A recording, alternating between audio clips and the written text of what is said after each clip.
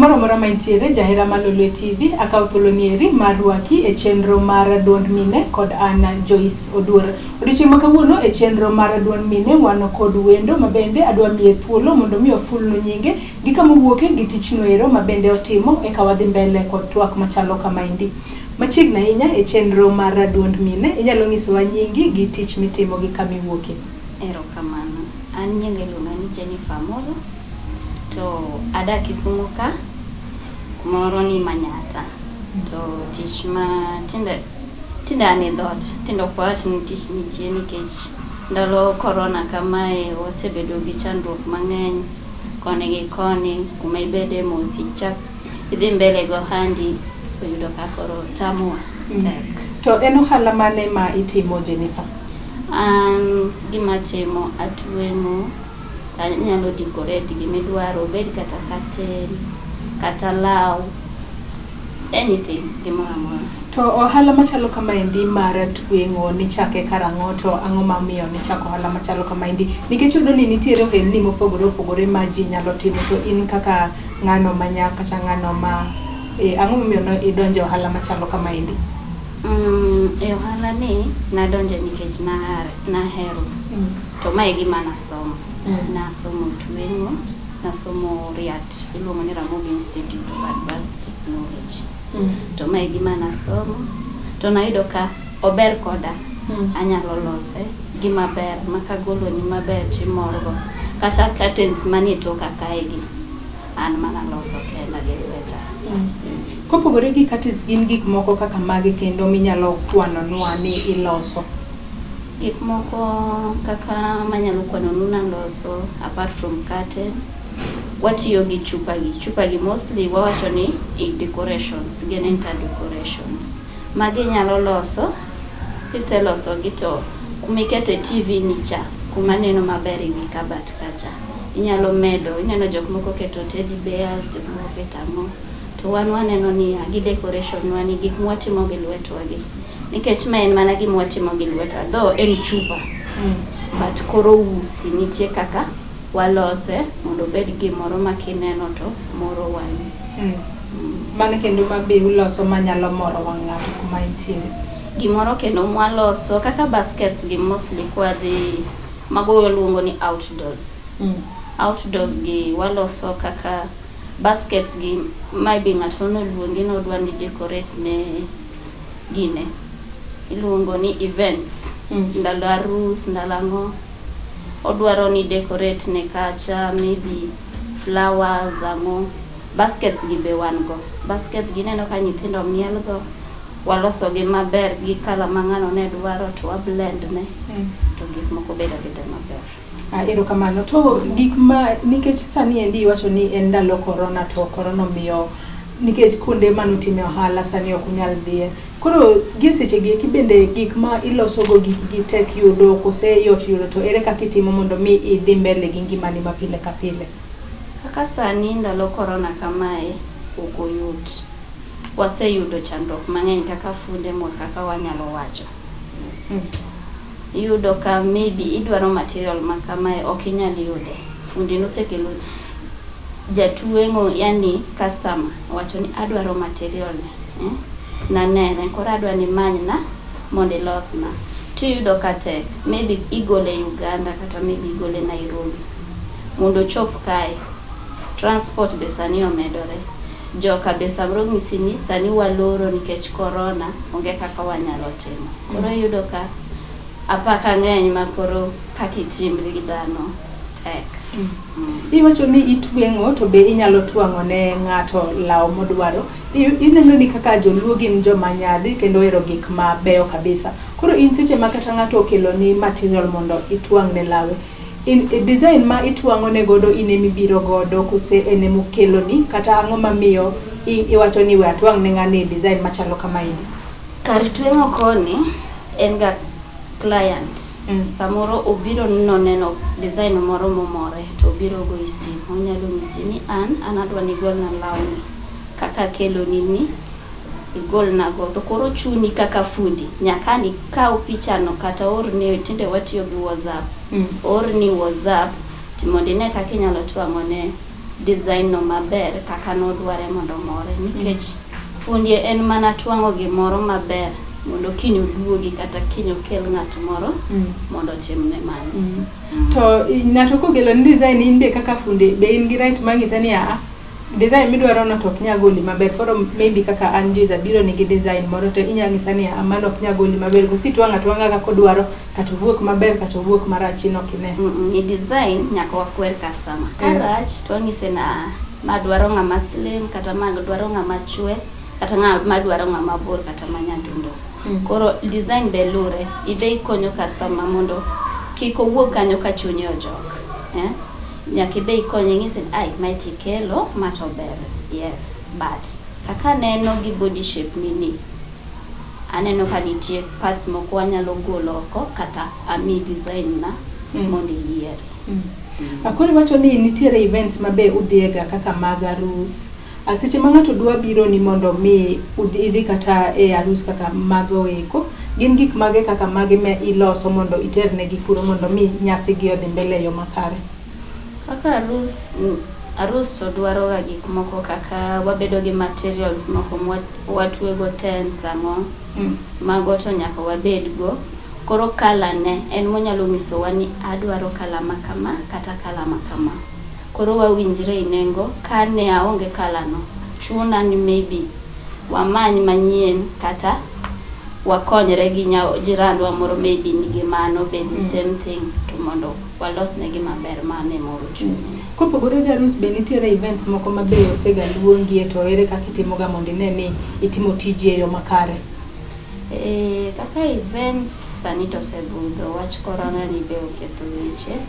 But kata tinde watimo Christmas, ndalo moko ka ng'amoero wuotho gi ndege travel Nairobi kunde Kisumu ka. Ndalo December kama e koneno Christmas trees ang'o, mago bwaloso. Mane last year jo Kisumu airport noluongowa bwaloso nigi Christmas tree gi decorations around airport kanyo. Be mano be no moro gi. Koro en mana kama en mana katemo kadano. Atukoro to iwacho ni kosma nini tij tweng'o ni dhi ne e school be somo. Koro ne ng'ato nikech yudo ga ni jomoko wacho ga ni tij tweng'o kata designing en calling. Iparo ni ng'ato nego bed ni dhi ni some koso nego bed ni en gima onego bed ni mokwongo ing'e gi chunyi ni ihere mondo eki dhi ine kaka inyalo some yo makare. E tij tweng'o ng'ato nyalo dhi. Miyo tinde wawacho ni kaka jonyuol wayie mondo nyithindo yier gima dwaro. Kik wachun gi gik mok gidwa. Kowacho ni ma an adwa nadhi atweng'i, terauru mondo atweng'i, mano ing'eno winjore nikech mano e gima chunye dwaro. But kichune ni dhi kos makamae to nokodwa mano, koro yudo ka samoro obadhi adhiya maber. Koduogo to koro keto ni kanyo nyisi ni ana manyo gimoro mondo atim, mano pod okane. Koro yudo ka janyuol neno ni yawa to koro atimra nade, yudo ka tek. Wakaw yueyo matin. Jairo Malulu TV wabiro kaw yueyo matin kaito biro duoge tielo mar ariyo mar chenro nieri mar duond mine. Kama odiochieng' ma kawuono e chenro mar duond mine wan koda Mikai Jennifer Amolo, kama bende onyiso wa tije noero mar tweng'o mabende osebedo kodak godo e yo makare. Kik idhi mabor.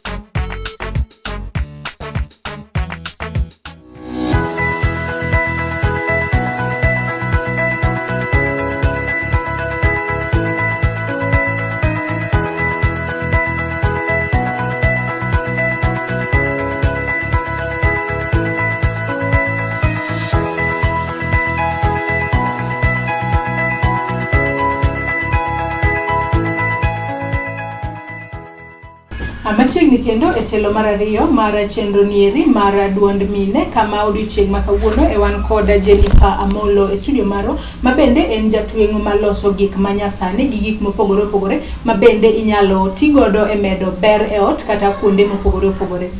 Machiegni kendo e telo mar ariyo mar chenro nieri mar duond mine. Koro Jennifer inyisowa ni iloso gik mopogore opogore wachni kata kaka chupa machalo kamaendi. Koro in kaka ng'ano ma en designer, ang'o momiyo nineno ni ikaka chupa mondo ilos machalo kamae mopogore gi gik mopogore opogore, tang'o momiyo itiyo mana gi chupa nieri mar glass? Kaka atiyo gi chupa mar glass, to gimomiyo alose en niya, wayudo kaka kuma wantieri wan joluo. To joluo ero gik mabecho ma trend. Koro ing'e ni kiloso ne gima kamae to neno komore. To onyalo biro to nyisi ni adwaro makama, losna mondo abe adhi alos go oda. Nikech omoro wang'a. To gima kamae kiloso, ang'o mi consider? Prices lingana gi size mar chupa kosilosa losa duto gin the same price? Kaka magi to koro price lure gi chupa. Maka en chupa machal kamae boken pesa mang'eny kaka maya kao mana Sh5 kende, matin no to Sh3. Yeah. To colors be depend gi color kose duto en the same color? Color depend gi color ma client dwaro. Any color bora ni client ong'isa na dwaro color ma kamae to maneno bolo sana. To kopogore gi loso chupi wacho ni loso nyaka pillows machalo kamaendi. Koro pillow kamano ka client obiro ni ilosne, ang'o mi consider kapok igone bei mondo mi ilosne gima ber ma ang' mor chunye? Koro ineno kaka pillow kamae waloso. To pillow gi waluongo gi mostly ni throwing pillows. Iyudo ka ji oherre, joluo waluongre ni jaluo jaraha. Koro pillow gi sama yudo gi kopangre e ot more, onyalo yudo kobet to luwo badene ni to ofil nen comfortable. Magi throwing pillows waloso gi Sh5. Koro lure gi kala ma ng'ato dwaro. To mask moro bero? Mask waloso. To mask wan watiyo gi material moro, mostly ji luonge ni urubag.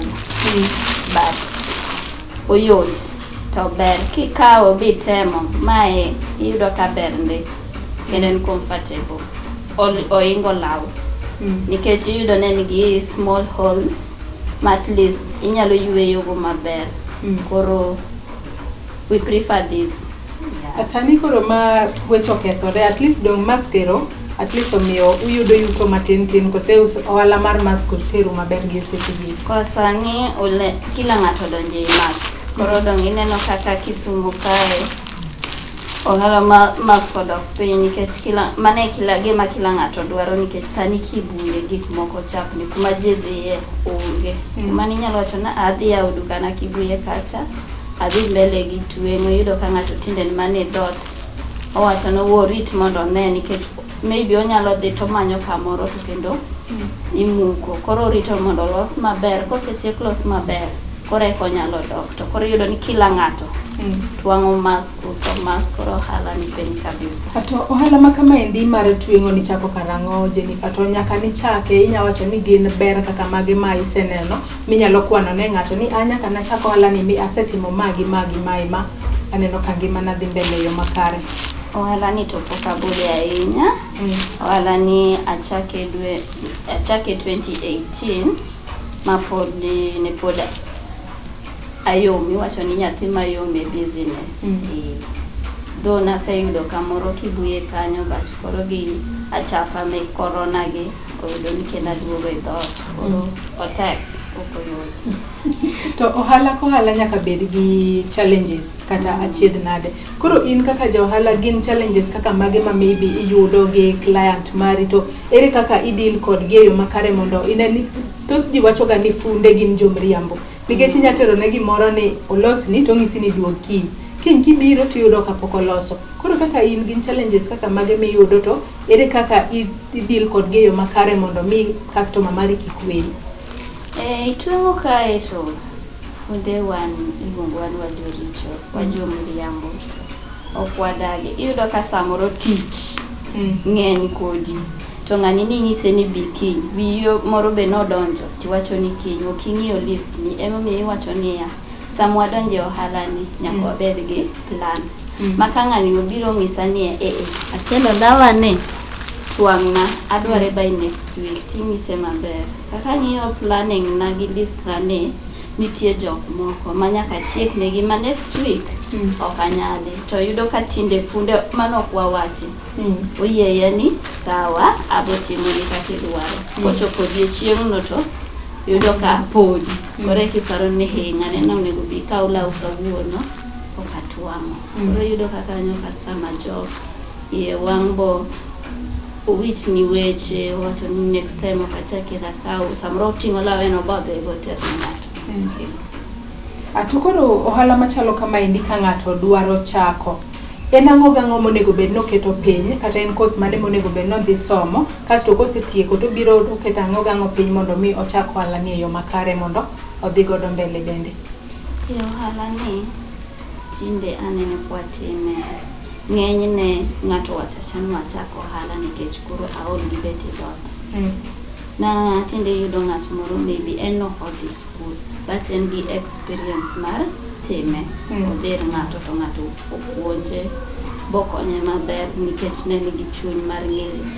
Biyudo ka koro oyawo kare ma odhi maber go ohala.